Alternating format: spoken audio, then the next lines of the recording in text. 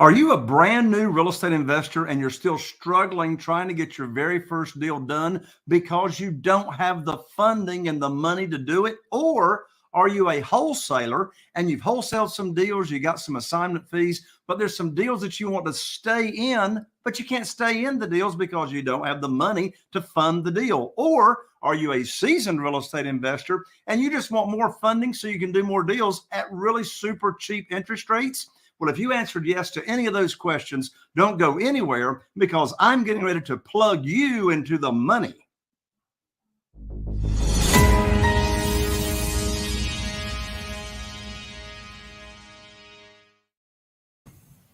Well, welcome to another episode of the Private Money Academy podcast. I'm Jay Conner, your host, also known as the Private Money Authority. And if you've been tuning into the show, you know I always have such amazing guests and experts come here on the show. Today is no exception. My good friend and guest, she is what's known as the epitome of being a virtual investor, investing in properties all across the nation in markets that she has never even been in herself in person. But before I bring my guest on to talk about virtual wholesaling and being a virtual investor, I've got a free gift for you just for showing up here on the show. And that is, I want to send you a free copy of my new book, which is titled Where to Get the Money Now, How and Where to Get Money for Your Real Estate Deals Without Relying on Traditional or Hard Money Lending. So this book will plug you in step by step how to quickly get private money for all of your real estate deals and have extra money sitting on the shelf. You're actually going to have a good problem. You're not going to be able to put all the money to work. This will show you step by step how I went from having no private money to over $2 million in private money for my deals in less than 90 days. I'd love to autograph a copy for you, ship it out to you. The book is free, just covers shipping and handling. You can get it at www.jayconner.com/book. That's www.jayconner.com/book, BOOK. Well, my good friend today is a real estate investor, and she's got what we call a servant's heart. She has got a put people first approach to business. Now, she has invested in hundreds and hundreds of properties in her career. And when you hear how young she is, it doesn't even sound fair. But anyway, she's invested in all these properties over her career. And she's got a very, very special and unique reputation of being a what's called successful virtual investor, having not lived in many of the states that she has invested in properties. So in addition to that, she's been able to preserve in extremely competitive markets by constantly following the markets. So she perseveres, she competes, no matter how competitive the market is, and she's flexible. And since she's virtual, she can move from this area to that territory to other markets, depending on where the hottest markets are. Now, she currently lives in Southern California with her two daughters, and she invests in properties all over the country. And with that, I'm so excited to have as my guest here on the show, my dear friend, Miss Lauren Hardy. Lauren, welcome to the show. Hello. Thanks for having me. You're welcome. How is it out in California today? It is nice. You know, it's sunny, but the weather's a little crisp and cool. It's nice for almost December. That's awesome. That's awesome. Well, Lauren, I know that all of our listeners really want to hear the nuts and bolts about how you're able to virtually invest in properties. I mean, how do you find them in other markets? I mean, what kind of team do you have to have in place and all that kind of stuff? And I want all of our listeners to also know that you're going to be giving away here on the show a free course on wholesaling, but we'll give that out a little bit later. So before we jump into all of that, I'd love to start with Lauren. How did you get started in real estate? Well, I got started in real estate almost 10 years ago, 9 years to be exact. I got started mainly because I just didn't want to have a corporate job anymore. I didn't want to, check into my 8 to 5. I had just had my first child, Reese, at the time. And I learned very quickly, that being a mom and having a full-time corporate job with an hour commute is very, very difficult. And as soon as I became a mom, I said, this is not for me. I got to find a way to get out of this, grind. So I was fortunate that my brother had started flipping houses in the local market in Orange County at the time. And he just made the suggestion, why don't you try flipping houses like I do? I had no interest in real estate investing per se or house flipping at the time. I didn't even really know what my brother did. I never really paid attention. But I said, wait, I don't have to have a full-time job. Like, I can stay home and probably do this while working from home or with my kids. Sign me up, whatever it was. So that was the beginning of a very, very long journey, which I'm sure we're going to get into today. Well, that's fantastic, Lauren. So when you started out, what were some of your struggles and challenges and difficulties that you were faced with, and how did you work through them? Well, when I first got started, I had to still work my full-time corporate job because between my husband and I, which I am now divorced, so to give you some context, I was married then, and between my husband and I, we weren't making a ton of money. We were dual income, and we both needed those incomes. So I could not just go quit and start this new venture. I had to work the corporate job. The hours were 8 o'clock in the morning, 5 o'clock at night, and it was an hour commute there and back. So I had to stick with that and, figure out how to start this house flipping business on the side. So time management was a big struggle. I pretty much for a year had to give up any type of social life and watching TV. There was no time for that. So I really, but I was focused. I just kept dreaming of, quitting that full-time job. And I kept that vision centered, in my brain every day that, I'm only going to have to do this for maybe a year because I'm going to hit that goal. And what my goal was, is I wanted to have a full year's salary saved up before I quit my full-time job. So it did take me a year to do this. Now, one fun fact is that I also was pregnant. So I had found out I was pregnant with my second child right as I was starting this business. And that was part of the motivation was I don't want to have two kids now in daycare every day. So I was pregnant. I was tired. I had a full-time job, but I said, you know what? None of this matters because I need to be able to quit this full-time job. I do not want to go back to it after maternity leave. So it took me a full year. I flipped 2 houses in that first year. And within that, I did them with my brother. So I split the net profit on both. But with those proceeds, I was able to save up a full year's salary. And I was able to, quit my full-time job right before I had to go back from my maternity leave. So it really, really worked out. But it was very challenging. So you started 10 years ago. What does your business look like today? The thing about real estate investing is I think, you need to be flexible with what you do. Otherwise, you're probably not going to be very well suited for this business. I have had to be very flexible and pivot, and my business has changed so much. What I did in 2013 is not what I did in 2016, is not what I'm doing now. As markets change, as the real estate market changes, you change your exit strategies, you change, your markets. For me, I've changed my markets. So back then when I first got started, I started as a house flipper in my local market and some of the surrounding counties. So that's Orange County, LA County, Riverside County. That was my market territory. As the real estate market started picking up, because when I got started, this was like post-recession. So there was a lot of inventory. It was very easy to flip a house. Anybody who wanted to flip a house could be a house flipper, but not very many people wanted to because of, the recession that we just went through. So about 2015, I really noticed that inventory was drying up in my market territory. And it was getting very hard to find a deal that penciled and made sense. By the time I flipped it and put all the costs involved, I was maybe making a 5% cash on cash return. And you're going, this is really risky now because this could get eaten up by a construction cost.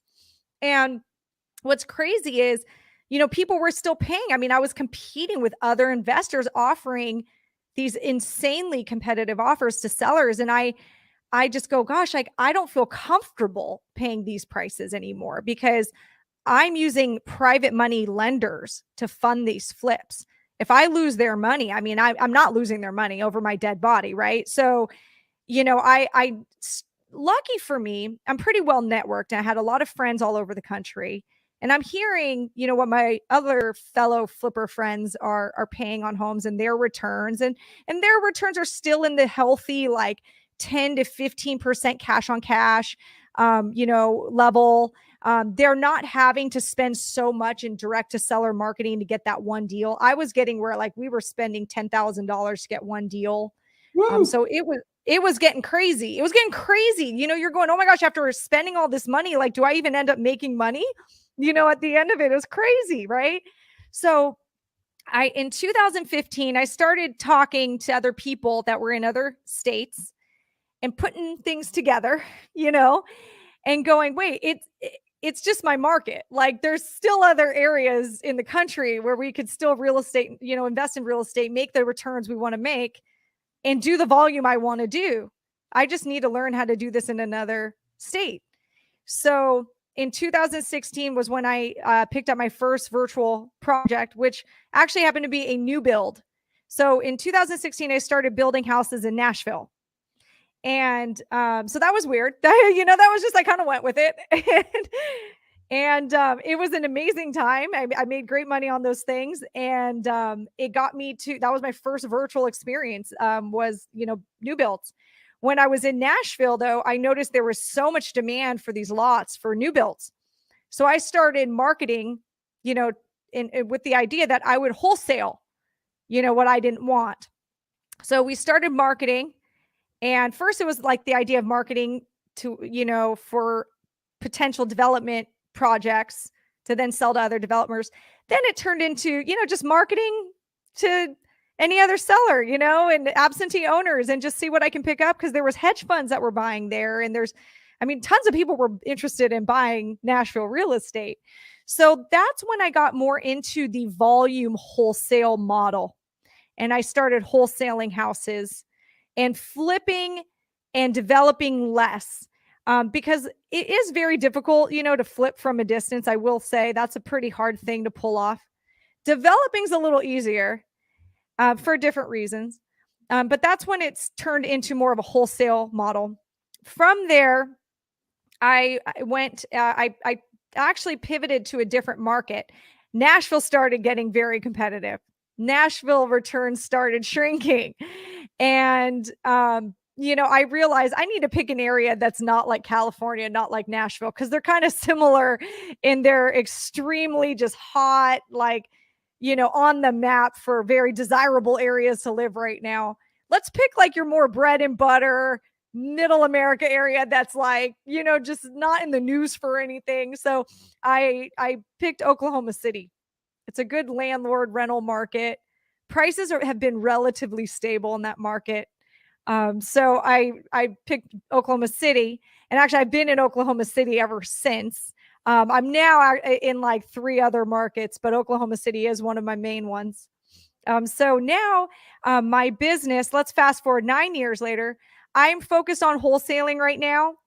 And I do have the goal of 2022 to start getting into syndicating multifamily deals.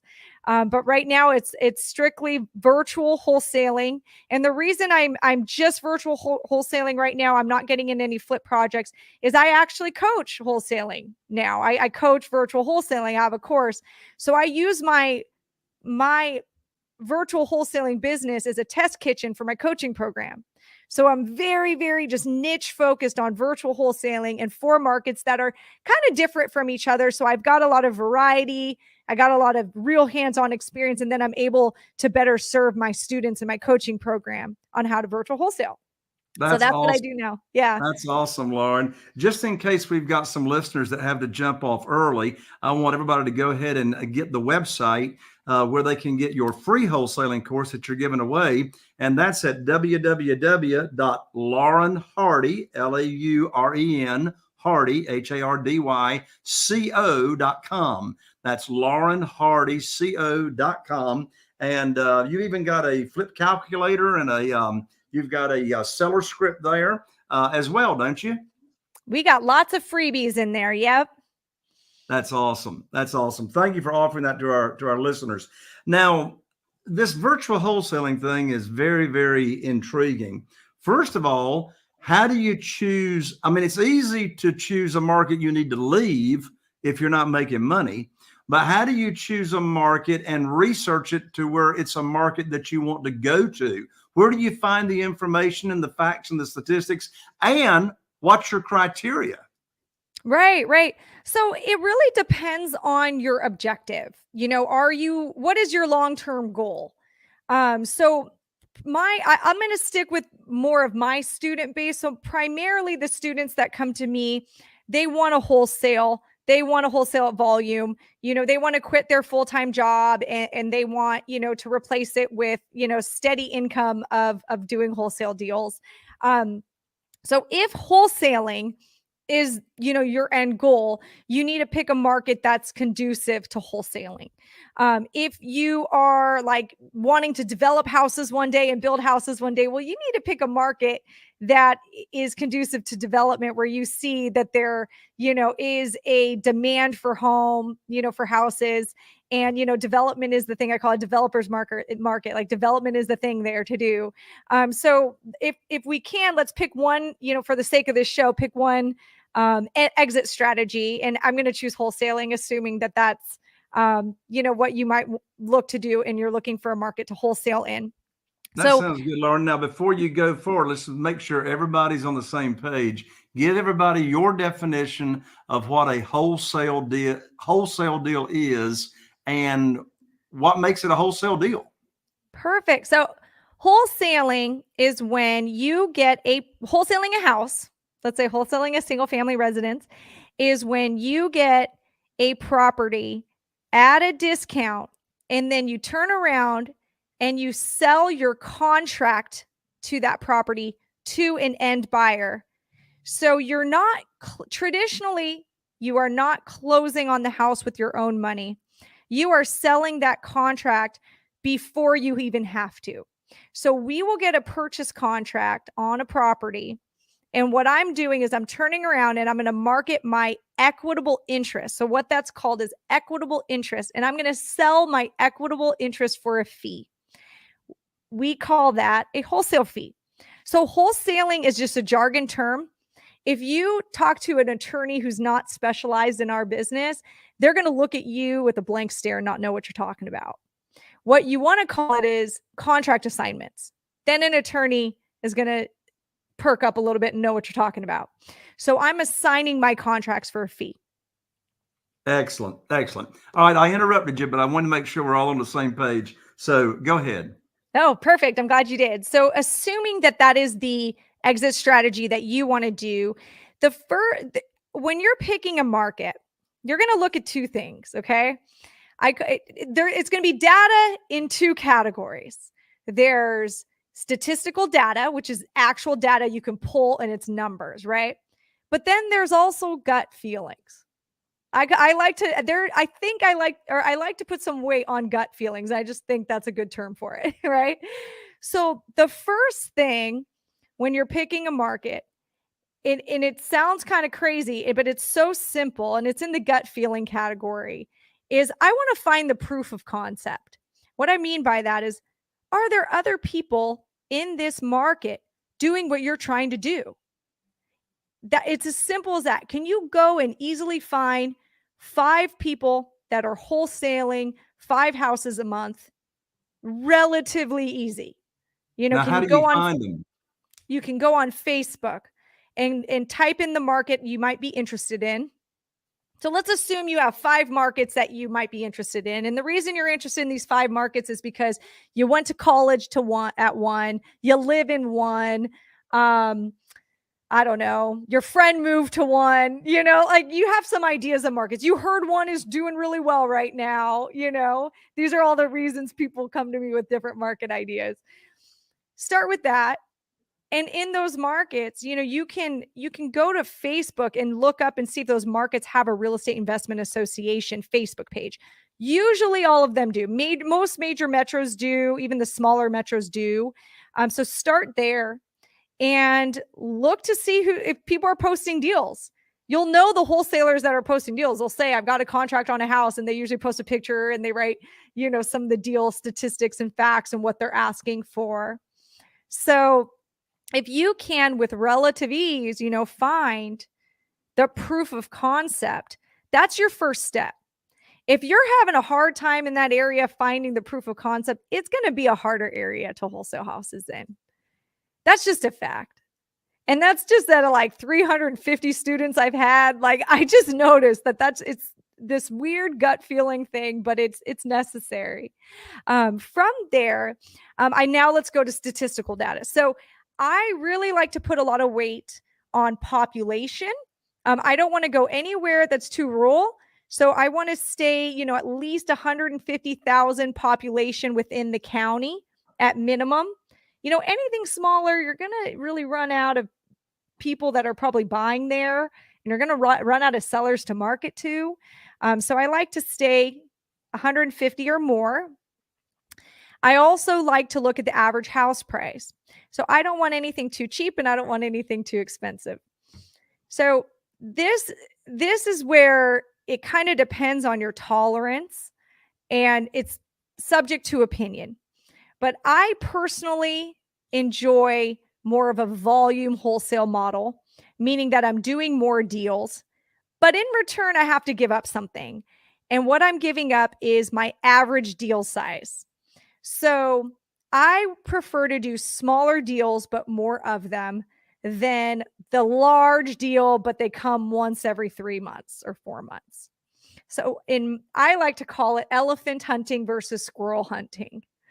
So squirrel hunting, easier to do. You're going to be getting more of them. Elephants, you're kind of waiting out for that big elephant to hunt, right? I have people that, they're all about elephant hunting. And this is where when I say this, when I go into this spiel publicly, I usually will get a couple comments. Whatever you want to do, whatever is good for your psyche, is best for you. But when you're in a squirrel hunting mentality, here's the price range you need to stick with. I like to stick between, I like to stay where the average house price in the area or in the county is between 130 to 200,000. So that is a perfect squirrel hunting zone for me. So if that market, you just do Google average house price Philadelphia, and you see, it's 180,000. I'm just guessing. That's great. You're in that squirrel hunting zone. If you choose to be an elephant hunter, which is not my choice, but if you do, then yeah, you are going to be okay with a $300,000 average purchase price. The people that I see that are elephant hunters usually fall into this category. They don't have a lot of personal obligations, so if they don't make, money this month, it's not that big of a deal. They're usually single, don't have kids, can kind of, low expenses, low personal expenses. Those are the best elephant hunters, and good for you. I got 2 kids. I've got mouths to feed. So I need to see psychologically checks coming in. I just need that. Me psychologically not seeing checks coming in, but knowing there's a $60,000 check in 38 days. All I'm thinking of is if that deal falls apart, I'm not going to be able to pay my, kids' expenses. Like, that's all I'm thinking about for 38 days. And I'm having a heart attack. I'm not sleeping at night, and I don't want that life. So back to, my point here is you got to understand your psychology and what kind of business do you want here? What do you want to be in? For me, if you are in the squirrel hunting business, that $130,000 to $200,000 purchase price average is a real sweet spot for that. So hopefully that gives you an idea. Yeah. Now, Lauren, just to be sure we understand, the 130,000 to 200,000, are you talking the after repaired value of the house or your purchase price as a wholesaler? What I'm saying is in the territory, because we're talking about what market, like picking a market. So say you have, give me a market name. Now, Why don't we say Irving, Texas? Irving, Texas, perfect, right? I want to know that the average house price in Irving, Texas is between 130 and 200,000. Okay, define price. The average, literally the average purchase price of property in Irving, Texas. That's what they're selling. That's what they're selling for. On average. Yeah. That is like on the market, right. on average. Yeah, that's what I mean. On the market price. On the market price. In the multiple listing service. Yep. And you can find that, Zillow has a great page for this. So if you just Google literally average house price Irving, Texas, usually Zillow will be the first or second, and it's the Zillow market page. And I love that Zillow market page. It gives you sort of like a little summary of Irving, Texas, and it'll say average house price is 150,000. So that's what I'm looking for. Gotcha. So I just had another question come to my mind that I want to jot down real quick and make sure that I ask you. Now, what is in that 130,000 to 200,000 average prices? What is the average wholesale fee or contract assignment fee that you're seeing that wholesalers are able to get? Yeah. So amazing question. So on average, it's actually more of a percentage. I'm going to give you a percentage because you can take that with you wherever you go. What I've noticed from high volume wholesalers that I network with, talk to, my students and myself, is on average, wholesale fees tend to be about 10% of the sale price to the end buyer. So not so much, doesn't really so much have to do with the, ARV or anything like that. It's more of what you sold it to the end buyer at. They're usually around 10%.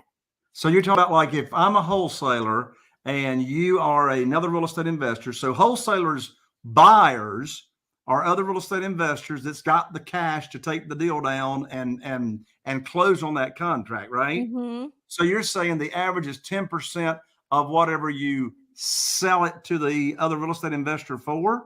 Yes. So if you got a property under contract as the wholesaler for $90,000 and you sold it to an end buyer, I call it end buyer. You sold it to an end buyer for $100,000. You'd like to expect $10,000 as a wholesale fee. Now, are you going to always get it? No, because you might not have negotiated well enough, and the end buyer doesn't want to pay what you want them to pay. I mean, some of this is just subject to your negotiation skills or abilities with the seller and buyer demand. But you would like to see, I like to use 10% as a benchmark, because if you see yourself on average lower than that, there's two things happening. You either need to fix your machine, there's something wrong with you, or you're just in a saturated area. You're in an area where there's a lot of other wholesalers going after the same houses. And because I'm in 4 markets, I can say like we have some areas where, it's just saturated and sellers have options and they bid up the price. So if you're better than 10%, now that's good. You're probably in an area that's not very saturated and you're doing really good. You're doing good. Your machine is not broken. Lauren, this side of COVID has presented us with a very, very interesting market. Inventory is still pretty much tight across the nation. Mm-hmm. I've been in this business full time since 2003. And it's more of a challenge today, at least in my little teeny tiny market, to find a deal because of inventory than it was, leading up. So with that in mind, what are your favorite or your best way that you like today on locating sellers, locating deals? Yeah, I mean, inventory is a problem across the board, but I am still going direct to seller, and we primarily focus on text message blasting and TV ads right now. Yeah, you and I've got some fellow friends that have really I mean, I got one friend, you probably know who I'm talking about, in the Philadelphia area that is investing $40,000 a month in TV ads. I believe it. That's That's crazy. that's a lot of TV. That's a heavy, yeah, that's a heavy budget. I think mine is about 7,000 a territory. Right, right. So But that's a good I want our listeners to know you don't need a 40,000, a 20,000, a no. 10,000, or even a $5,000 a month budget, to get started if you haven't. One of my most consistent ways that I'm getting leads here in my small market is actually Facebook leads Oh. and Google. Google leads are the most valuable because those motivated sellers are looking for us.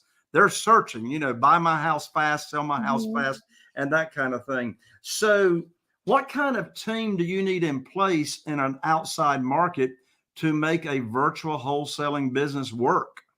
Yeah. So, you're going to start small. You're not going to start overnight hiring a bunch of people and being, fully sustainable in your own market. You're going to have to rely on some partners at first. So, I tell all my student base, at first, you want to find another wholesaler to work with as a joint venture partner. So I call that your JV partner. And that's your first mission, is to find 1 to 3 JV partners that you can work with regularly until you really got that market figured out. And that's going to take 5 to 10 deals for you. Even us being, I've been doing this for almost a decade, and we still use a JV partner every time we go into a new market, because every market has nuances that would take you forever to learn on your own, but you work with a JV partner and you'll figure it out in 5 deals, and that's worth it because time's money. So my first recommendation, you definitely want to get a JV partner, and that person is going to help you, go and do the inspection and walk buyers through, and anything that requires like boots on ground, right? That is your first person that you need. Once you start phasing out where you don't need a JV partner anymore, maybe you've built your own buyers list to a point where you can move deals on your own. You can replace those activities that the JV was doing with what I call a runner. So I'm the runner. I made up the term. I don't even know. Maybe someone else made it up. I call it like an errand runner, basically. So I call him a runner, and it's somebody that we find like on Craigslist, that we hire on an as needed basis to run these types of errands for us. And we train them, we train them how to walk through a property and take the photos, and walk buyers through the property and handle buyer walkthroughs. So though we really do rely heavily on runners. And that's pretty much it as far as boots on ground. I mean, everything else, of course, you're going to need your local escrow company. That's kind of a given, but you need that even if you weren't virtual. But having a local presence, you really just need either a JV partner or a runner to start. We do all of our acquisitions over the phone, local to me, because I want to be able to manage my team. So we don't need, a local acquisition person. We do everything over the phone. That makes sense. So, what is your formula on deciding what is the most that you can offer for a property? That's a great question. I don't use any type of formula like a ARV times 70 minus repair. I actually am known to publicly say that I hate that rule. I think it's the worst rule ever, and it's gotten people in a lot of trouble. The ARV times 70% minus repair rule does not work in all markets because of the 70%. So, like if you were in California, it would be ARV times 95% minus repairs. And then you'd maybe have a competitive offer, right? ARV times 70 doesn't work in Oklahoma City because it's a landlord market. My end buyers aren't usually flippers. They're people that are buying these things for rentals. So what do you do as a wholesaler? Because you don't really know who's going to end up buying your property. You've got this pile of buyers, and some of them are landlords, and some of them are flippers, and some of them are hedge funds, and they have different requirements, So there's a point where you got to just look at the value of the real estate. And you just look. So what we do is we look, and we just look for comps. We look for what we look for, what are other investors paying in this area for homes? So we will literally, for every property, we just put the address in, and we are looking in that immediate area, maybe a half mile or less. And we want to find the obvious investor purchases, the fixer-upper homes, the sales that went to the LLCs. We look at that pricing right there, and we try to compare our house to those properties to see where our fares, where ours, match up.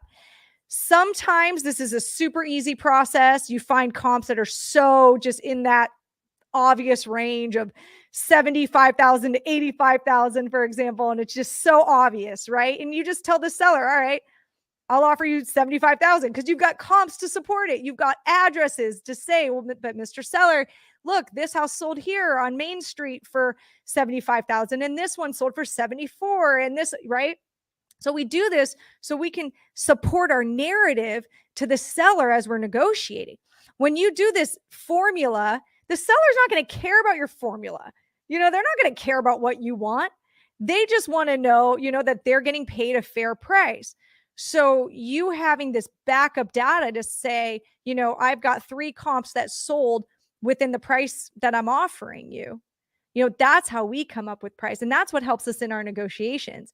One of the things that I see newbies do, and we always crush them in our market, or my newer students as well, and I crush them and I beat this thought out of them, is they use formulas. They use, okay, ARV is this, I'm going to times it by this, and I'm going to pull out some random number for repairs that I made up. Usually it's always $30,000. And that's my offer. The seller doesn't care. The seller's like, what do I care? So I try to reframe people's thinking with pricing. If you can think of pricing these houses the same way you would price your used 1995 Chevy Tahoe that you're selling, if you could think of it like that, you'll be much less stressed when you're coming up with offer pricing. That's brilliant, Lauren. Brilliant. In fact, the wisest advice I've heard on that subject from almost anybody. Lauren, one more time, I want people to know how to connect with you, how to get your wholesaling course. And that's again at www.laurenhardy, LAUREN, Hardy, HARDYCO.com. And parting comments there, Lauren. Well, I just want to thank you so much, for allowing me to hang out with you today. And I do think, when it comes to the offer pricing thing, that is something that I am very, very passionate about. So if you guys do need any help, also know that on YouTube, I've got a bunch of videos where I comp out houses and I come up with offers on homes live, on the spot, not planned out. And you'll see my thinking process and I talk out loud. So if you go on YouTube and you just search Lauren Hardy, you'll find my YouTube channel there. There's a bunch of virtual wholesaling videos there. That's great. Lauren, thank you so much for taking the time to share your experience and your expertise with me and the listeners. Thanks for having me. All right. There you have it, folks. Another episode of the Real Estate Podcast Academy.